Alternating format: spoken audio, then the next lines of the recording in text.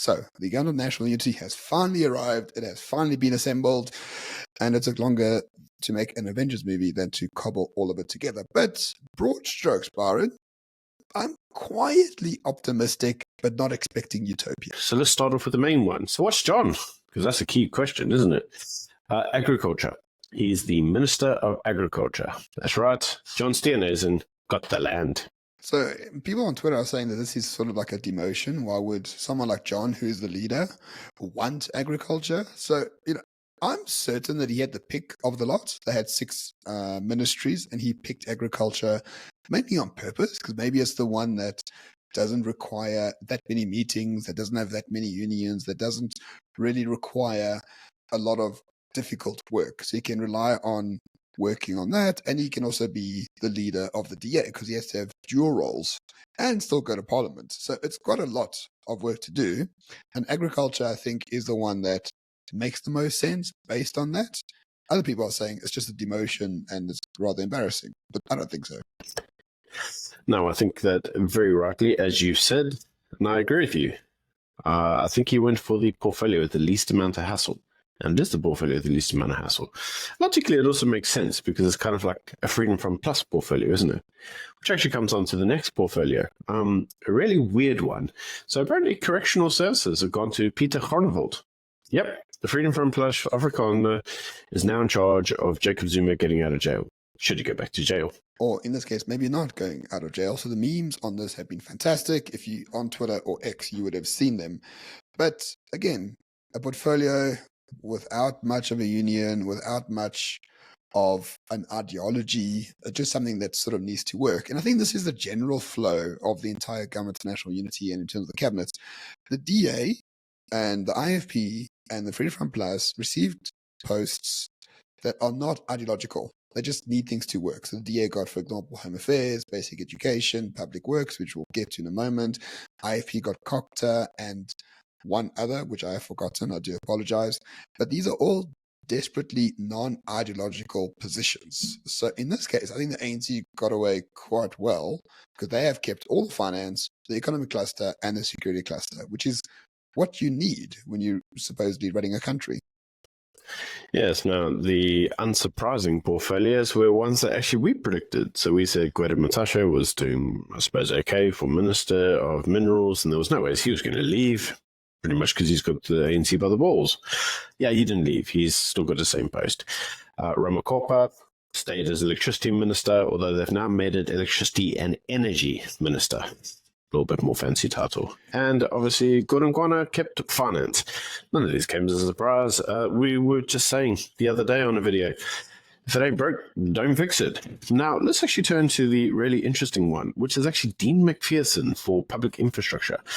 Very unusual pick. If you had asked me who was going to take that portfolio, it wasn't Dean. So Dean is the head of the DA in KZN. He's very young. He's 38 or 39 or something like that.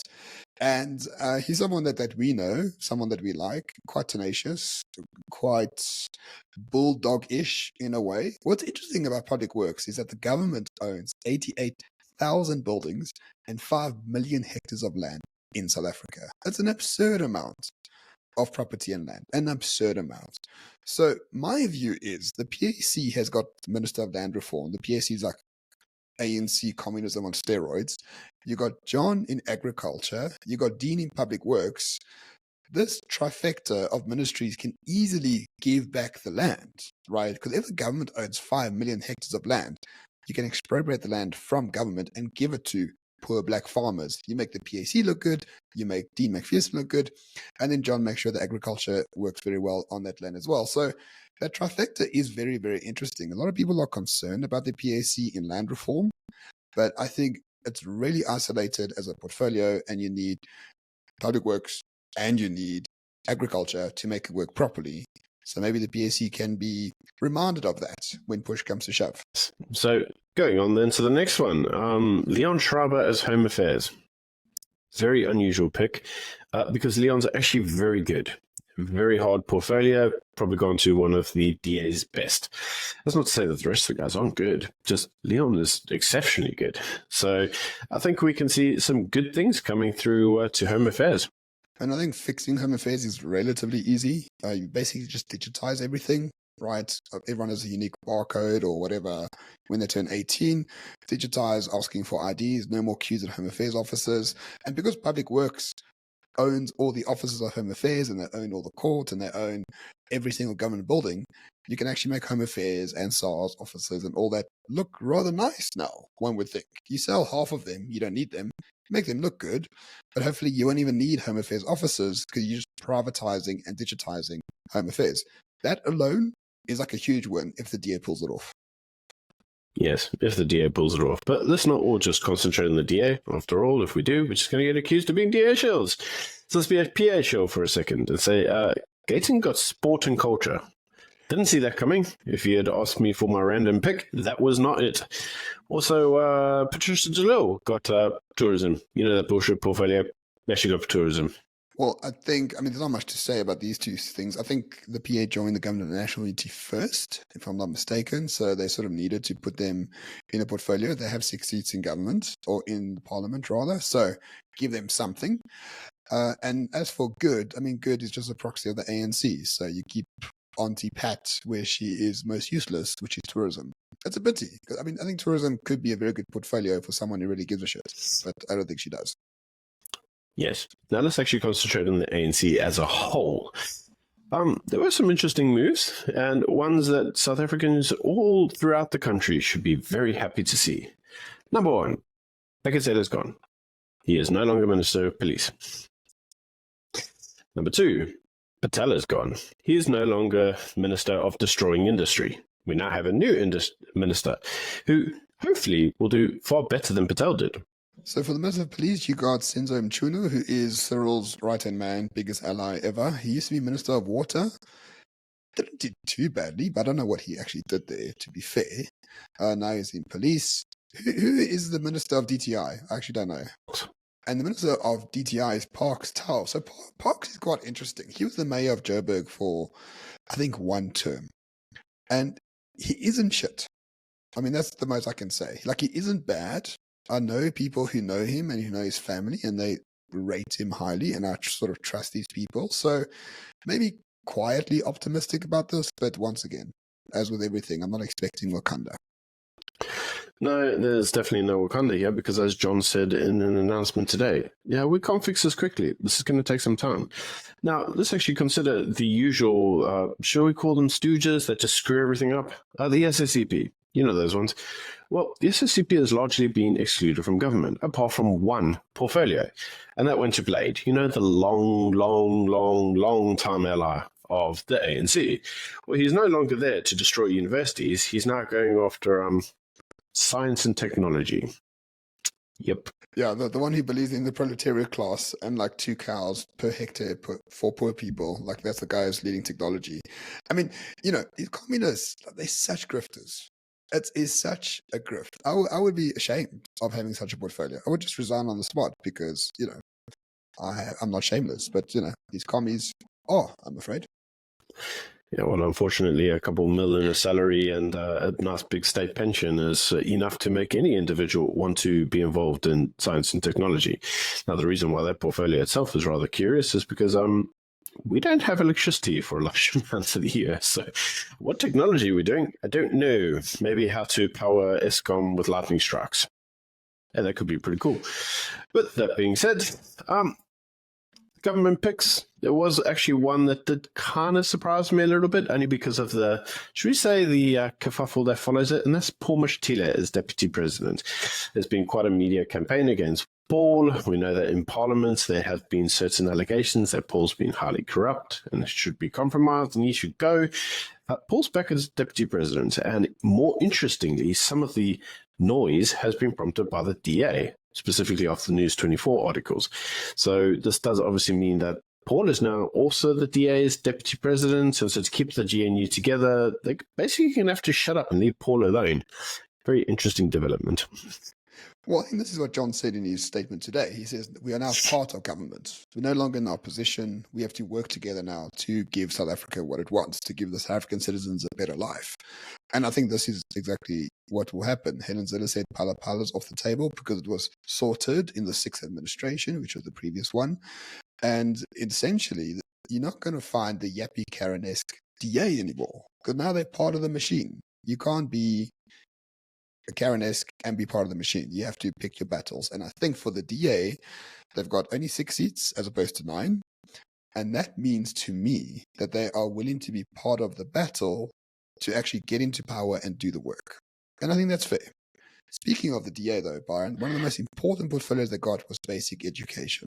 This was destroyed by Angie Motshekga, who's Minister of Defense, so thank goodness if there's a coup, we won't even know. But Siviwe Gwarube is the new minister. We met her when we went to Parliament to interview John and Helen a couple of years ago. She was the chief whip of the DA, if I remember correctly. When we met her, I thought she was great. I thought she had some stones about her. How do you feel about her in that portfolio?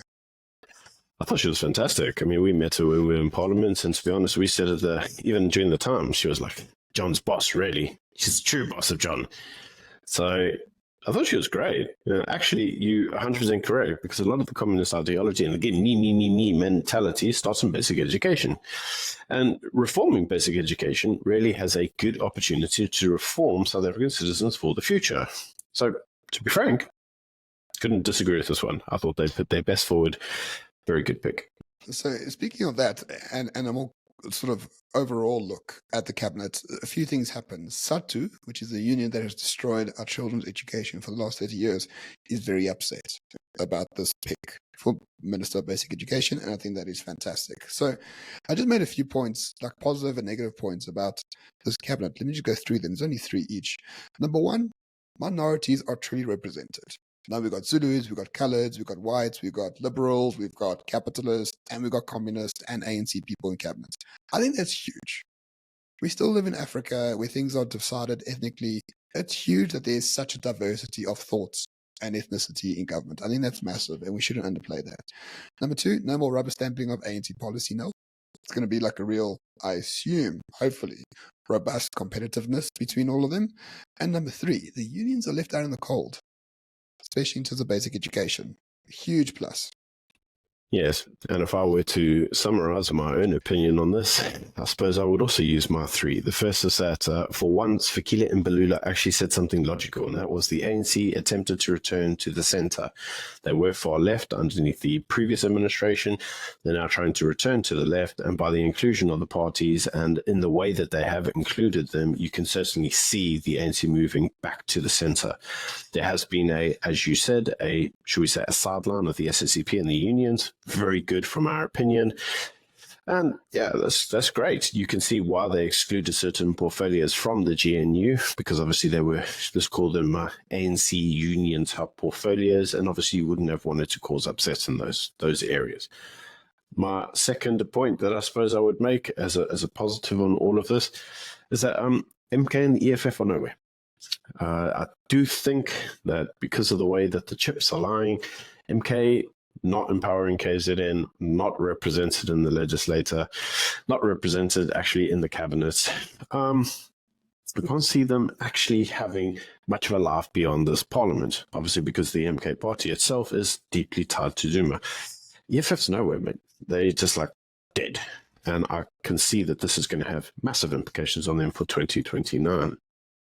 And the last point is, if you look at the economic indicators and the current mood around investors, there is a big upswing, which could mean actual true job reform.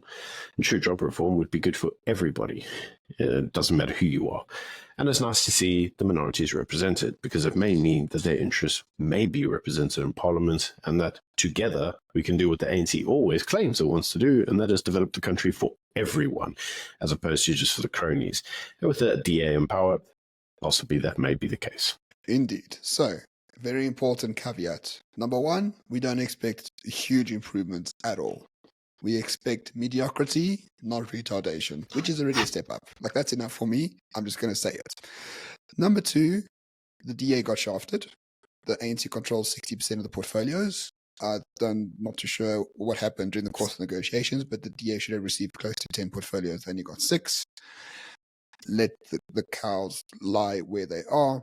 And number 3, it's just a completely bloated cabinet. There's like 76 members, including deputy ministers. It's just absurd. But I think looking back, Cyril needed to give to the Patriot Network and give to the members of the GNU as well. So it's a delicate balancing act. I'm going to be a bit charitable here. And I think overall, I'm much more optimistic about South Africa today than I was, say, a month ago, knowing full well I'm not expecting us to become Rwanda within 5 years, and neither should you. No, this is definitely not Wakanda. This is definitely not a permanent fix. But as you rightly say, if we just have retardation postponed and a little bit slowed, it's probably the best we can hope for, to be honest. Now, why would we say that? Well, actually, if you look at America and Europe and in some respects, even Australia and New Zealand, they are all going through massive degrees of retardation. And we've done our retardation. If we can at least return to mediocrity, that's, as you rightly say, that's a step up. And so while they all get retarded and they experience what we've done, maybe we can just have some stability. And let's face it, stability in South Africa would go a long way.